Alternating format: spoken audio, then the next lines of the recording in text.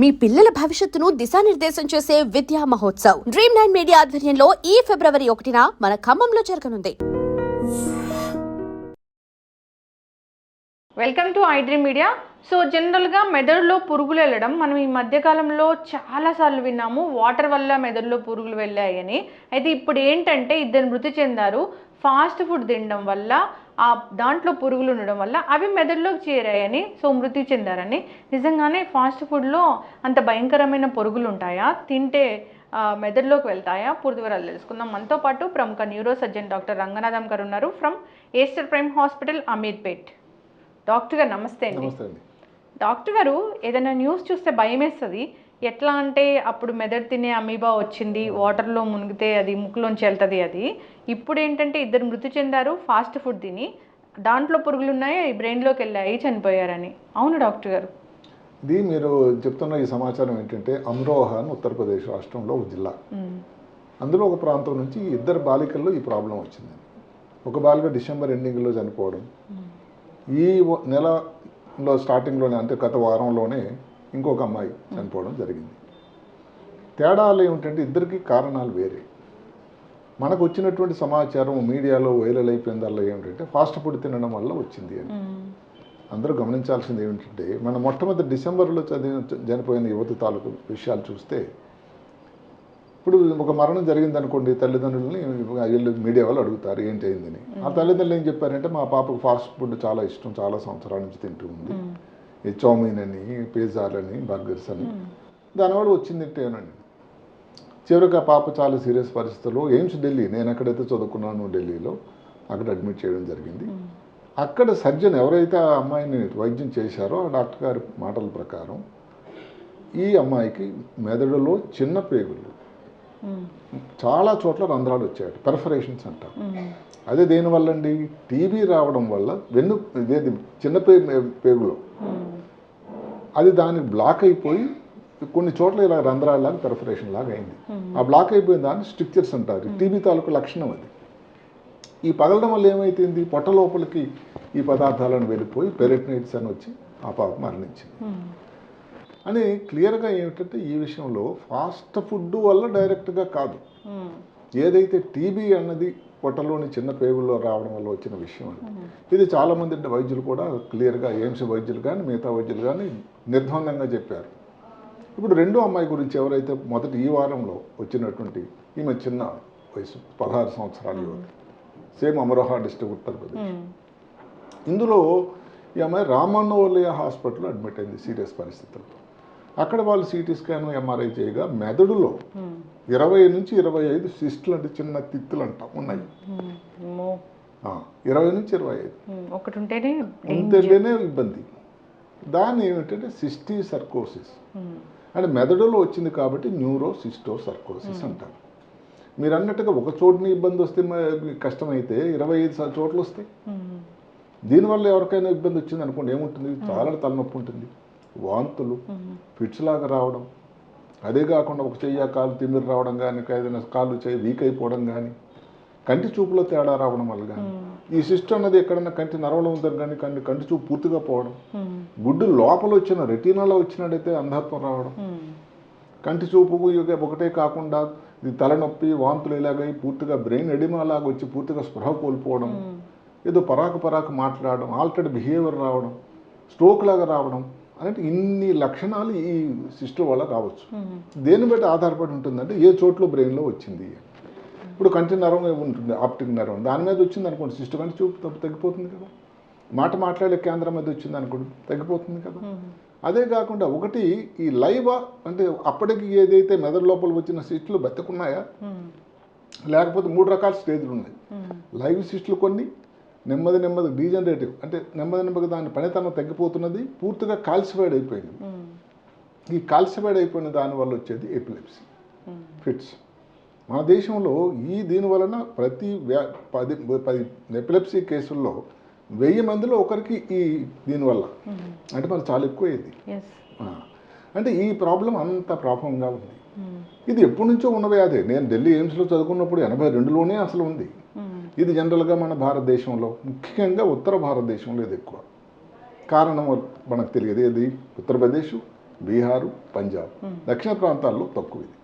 మళ్ళీ విదేశాలు వెళ్తుకున్నట్టయితే బ్రెజిల్, అక్కడ సౌత్ అమెరికన్ దేశాలు ఉంటాయి, అర్జెంటీనా, బ్రెజిల్, చిలీ, ఈ దేశాల్లో ఏదో భూమధ్యరేఖ దగ్గర ఉండే ఉష్ణ ప్రాంతాలు వస్తుందని కూడా కొంతమంది అంటూ ఉంటారు. అసలు చాలా గొప్ప దాని గురించి పరిశోధనలన్నీ బ్రెజిల్ దేశం నుంచి వచ్చాయి సిస్టిక్ సర్కోసిస్ మీద. ఏమైతేనేమి ఈ అమ్మాయి గురించి మాత్రం ఆమె తీసుకున్నటువంటి సోకాల్డ్ ఫాస్ట్ ఫుడ్లోనే క్యాబేజ్, సరైన దాన్ని పరిశుభ్రం చేయకుండా ఉన్నటువంటి క్యాబేజ్ వల్ల ఈ గుడ్లు అన్నది శరీరంలోనికి ప్రవేశించి అక్కడ నుంచి బ్రెయిన్ లోపలికి వెళ్ళి బ్రెయిన్లో ఇబ్బంది పెట్టాయి అని. ఇది దీని సైకిల్, దీని లైఫ్ సైకిల్ అంటారు. అట్లా ఉంటుందా డాక్టర్? ఉంటుంది. ఇప్పుడు దానికి 2-3 రకాల స్టేజెస్ ఉన్నాయి. నిజంగా ముఖ్యంగా 2. ఒకటి డెఫినెటివ్ హోస్ట్ అంటారు, అంటే ఖచ్చితమైన అతిథ్యేయి, ఆతిథ్యం ఇచ్చే వ్యక్తిని అతిథ్యేయి అంటారు. హోస్ట్ అంటే అతిథి. అదే కాకుండా అదేమిటి మనిషిలో ఈ పెద్ద పురుగులాగా ఏదైతే టీనియా సోలియం అంటారు, దాన్నే బద్దె పురుగు లేకపోతే రిబ్బన్ షేప్లో ఉంటుంది. రిబ్బన్ పురుగు ఇది. దీనివల్ల ఏమిటి, ఎవరైనా కానీ కలుషితమైన ఆహారం కానీ నీరు కానీ తీసుకోవడం వల్ల, ఏది భోజనం కానీ వెజిటేరియన్స్ అనుకోండి, ఇప్పుడు ఆకుకూరలు తీసుకోండి మీరు, చిన్నవి ఇప్పుడు లెట్టూస్ అని, అసలు 5 స్టార్ హోటల్లో తినే వాళ్ళందరికి వస్తుందని కాదు, అక్కడ ఏంటంటే రాగా తింటారు, అది అలాగే తినాలని చెప్తారు, అలా తింటారు, అది ఒక సలాడ్. అది పోనీ మీరు పాలకూర చాలా విస్తృతంగా వాడేది, పాలకూర ఆకుల్లో ఎక్కడైనా అంటుకుపోయి ఉంటుంది గుడ్లు, చిన్న చిన్న పాములు లార్వా కూడా ఉండిపోతాయి. మనం ఇంకా వాడే కొత్తిమీర చిన్న చిన్న ఆకుల్లో ఉంటాయి. బ్రొకోలీలో ఇప్పుడు ఆ చిన్న ఫ్లోరెట్స్ అంటారు, చిన్న చిన్న పూలు విడదీస్తే తప్ప మధ్యలో ఎక్కడైనా ఉండిపోయే ప్రమాదం ఉంది. అందుకనే కాలీఫ్లవర్ కానీ లేకపోతే ఈ బ్రాకోలీ వాడితే ఒక్కొక్కటి చిన్న చిన్న విడదీసి కానీ పూర్తిగా పూత వండకూడదు. అసలు బ్రోకలీలో ఎట్లా ఉంటుందో కూడా కనపడదు డాక్టర్ గారు. అలాగే క్యాబేజ్ అనుకోండి, ఈ పొరలు ఏవైతే ఉంటాయో చూడండి, ఉల్లిపాయల్లో పొరల్లాగా, ఆ పొరల మధ్యలో ఉండిపోతుంది, ఎక్కడ అతుక్కుపోయి ఉంటుంది. ముల్లంగి అందరికి చాలా ఇష్టమైంది. ముల్లంగి ఏదైతే దుంప అయితే భూమి లోపల ఉంటుంది, అంటే అక్కడ కూడా సాయిలు దాంట్లో అంతా కంటామినేషన్ ఉంటుంది. ఆ తర్వాత దానిపైన ఈ ఆకులు ఉంటాయి, ఈ ఆకుల్లో కూడా ఇవన్నీ ఉంటాయి.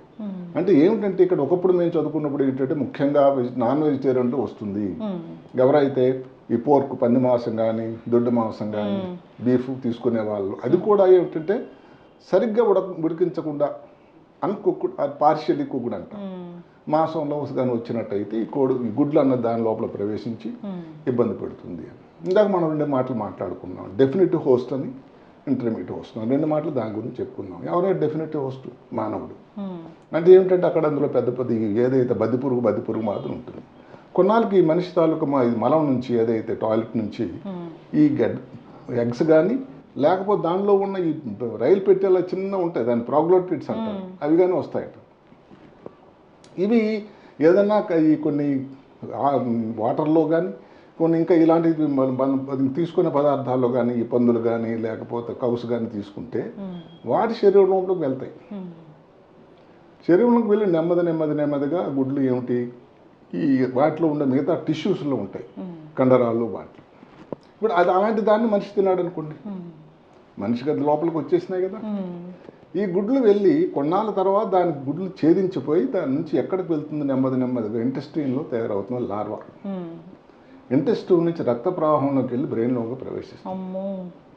బ్రెయిన్లోకి జనరల్గా వెళ్ళేవి చిన్న లార్వాలు కానీ లేకపోతే సిస్టులు కానీ ఉంటాయి.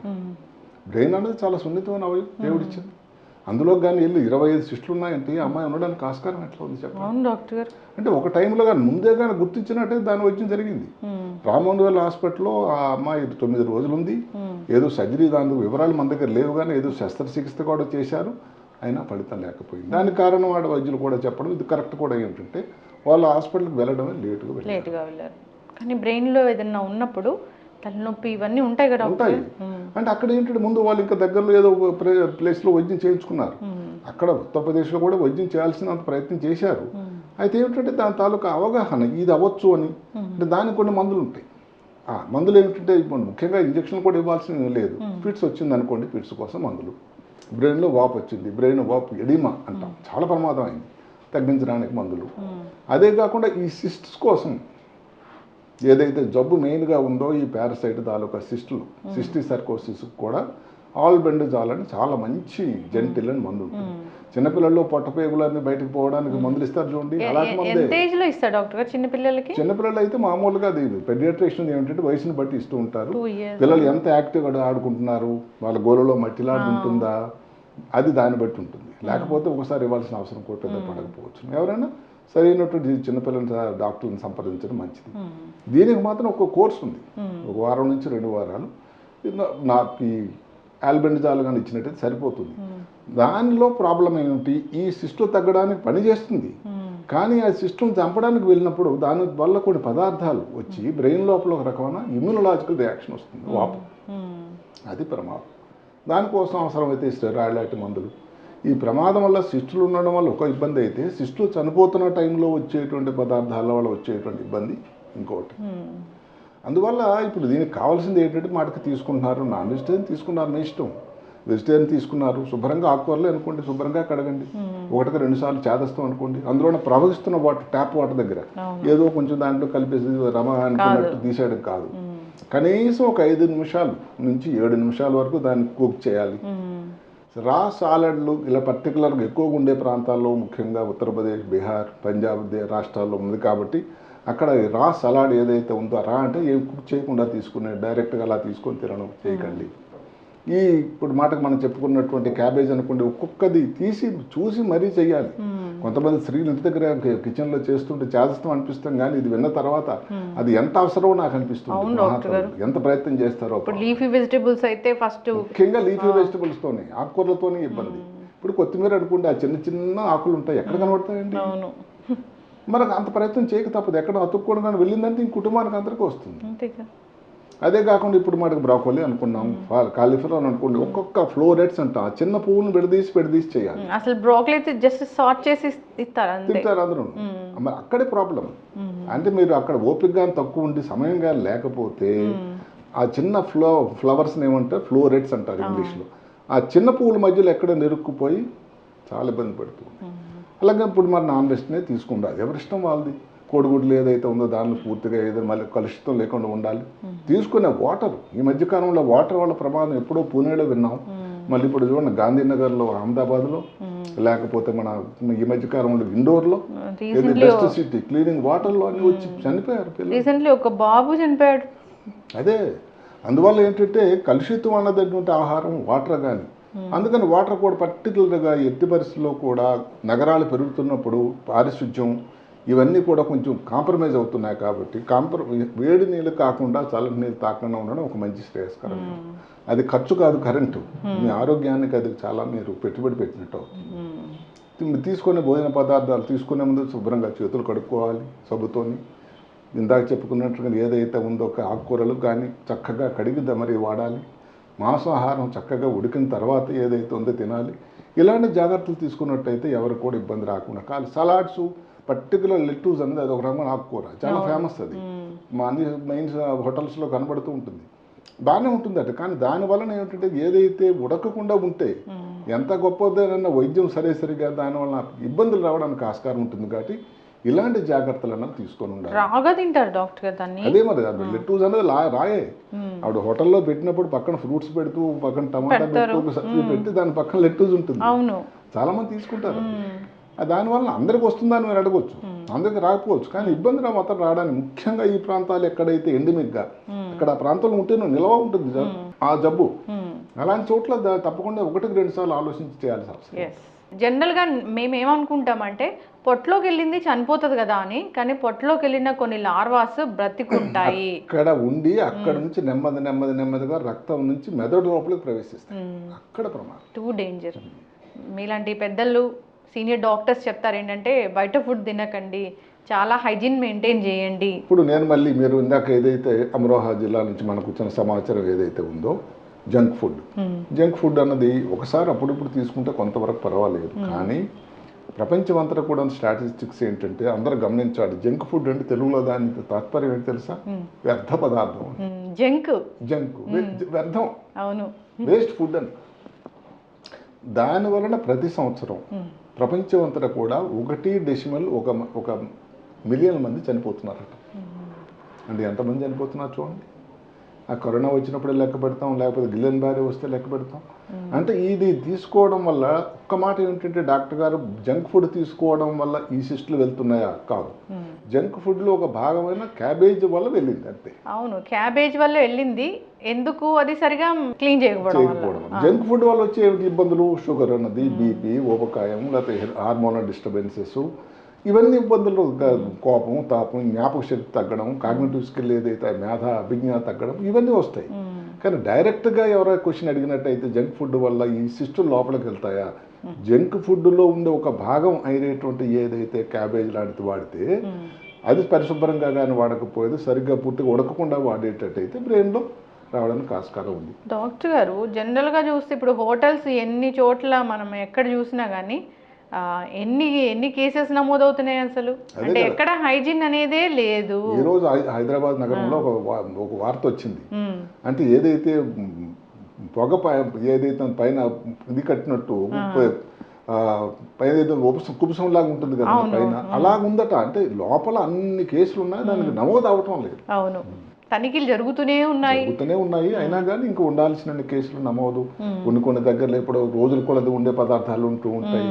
దానివలన మటుకి ఫుడ్ పాయిజనింగ్ ఇవన్నీ వచ్చి ఇబ్బందులు జరుగుతూ ఉంటాయి కదండి. ఫుడ్ పాయిజనింగ్ వల్ల కూడా చనిపోయే వాళ్ళని మనం చూస్తూనే ఉన్నాం. రీసెంట్ గా బిర్యానీ తిని చనిపోయారు. అదే కదా, న్యూ ఇయర్ కి. అవును, అది కూడా సరిగా ఎక్కడికి వెళ్ళక్కర్లేదు. హైజీన్ మెయింటైన్ చేయకపోవడం వల్లే. హైజీన్ అనేది ఏదైతే పారిశుధ్యం అన్నది వాటర్లో కానీ చేతుల్లో కానీ కడుక్కొని తినడం అన్నది అది చాలా చాలా అవసరం. అది పాతకాలం నుంచి మనకు ఏదైతే వాళ్ళందరూ కూడా పూర్వీకులందరూ కూడా చేతులు శుభ్రం. ఆ రోజులో ఇంత గొప్ప సైన్స్ లేకపోయినా కానీ సగం ఇబ్బంది తగ్గిపోతుంది. గోలుగా ఉన్నట్టు గోళ్ళు తీసుకోండి, చక్కగా చేతులు కడుక్కోండి, మట్టిపోకుండా చూసుకోండి. తినేటువంటి పదార్థాలు ఆ రోజులు ఎవరైనా తిన్నారు సలాడ్లు, చక్కగా ఉడికించిన భోజనం తినండి. ఇంటి దగ్గర భోజనం చేయండి, ఇబ్బందులు లేకుండా ఉండండి, హాయిగా ఉండండి. ఇలా పక్కన ఇలా నీళ్లు చల్లి క్లీన్ చేసుకొని, అంటే అక్కడ చుట్టూ క్రిములు కూడా దాని మీద రాకూడదని గొప్ప పద్ధతి, గొప్ప సైన్స్. అంటే ప్రతి దానికి కూడా ఒక ఆలోచన, దాని వెనక ఒక దాగి ఉన్నటువంటి ఒక సైన్స్ కూడా నిగూఢంగా దాగి ఉంది. అంటే ఇప్పటికే దాన్ని తేల్చిపడేయచ్చు, ఈ రోజులో చేస్తారంటే సరే అది ఎవరి ఇష్టమైనా. పరిశుభ్రత అన్నది కానీ దానిలో ఉండేటువంటి సైన్స్ కానీ ఆ రోజుల్లో ఇబ్బంది ఇవన్నీ ఎక్కడ విన్నామండి ఆ రోజుల్లో. అందుకు ఆ రోజుల్లో చేసిన అలాంటి వల్ల అన్ని చక్కగా ఆరోగ్యంగా ఉండగలిగారు. కాబట్టి ఇప్పుడు కూడా దానిలో ఉండే ముఖ్య అంశాలని, ఉపయోగకరణ అంశాలను మనం తీసుకున్నట్టయితే ఇంకా మానవాళికి మంచి జరుగుతుందని నా ఆలోచన.